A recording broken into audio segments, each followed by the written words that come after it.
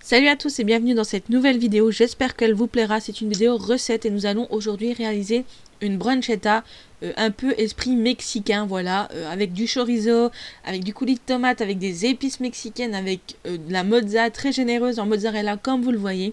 Donc j'espère que ça va vous plaire et je vous laisse de suite avec la recette. Donc pour les ingrédients, il nous faudra un pain à bruschetta, du chorizo, des billes de mozza, de coulis de tomates, des épices mexicaines et du râpé. Donc là c'est du râpé à pizza, mais vous n'êtes pas obligé, vous pouvez mettre du gruyère, tout simplement, c'est comme vous voulez. Parti pour la recette. Donc dans un premier temps, dans un bol, on va venir verser le coulis de tomates nature avec un petit peu d'herbe, enfin un peu d'épices mexicaines, pardon. Il vous suffira de mélanger le tout. Ensuite, on va venir découper en tranches le chorizo. Donc vous en faites à peu près une dizaine, je pense, j'ai dû faire ça. Un petit peu plus en fonction de votre gourmandise. Vous les mettez dans un récipient et ensuite on va venir donc couper en deux les billes de mozzarella tout simplement.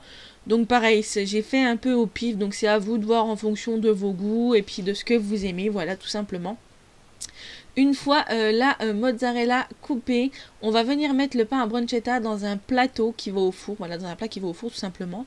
Et on va venir y déposer le coulis de tomate qu'on va venir étendre pour éviter que le pain sèche. Donc mettez-en bien partout, même sur les bords. Et ensuite on va disposer les rondelles de chorizo et on va venir intercaler les billes de mozza. C'est une question d'esthétisme, je trouve que ça faisait beau comme ça, donc voilà, je les ai mis entre. Et j'en ai mis même au milieu, comme ça c'était une bruschetta généreuse en mozza. Et par-dessus on va venir rajouter, ou pas comme vous voulez, moi c'était pour finir, donc le râpé au fromage ou alors le gruyère, peu importe.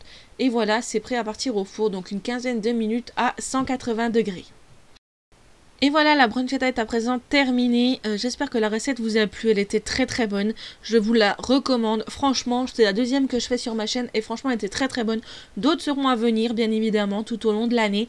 Donc j'espère que ça vous a plu, si c'est le cas, n'hésitez pas à liker la vidéo, à la commenter, à vous abonner si ce n'est pas encore fait.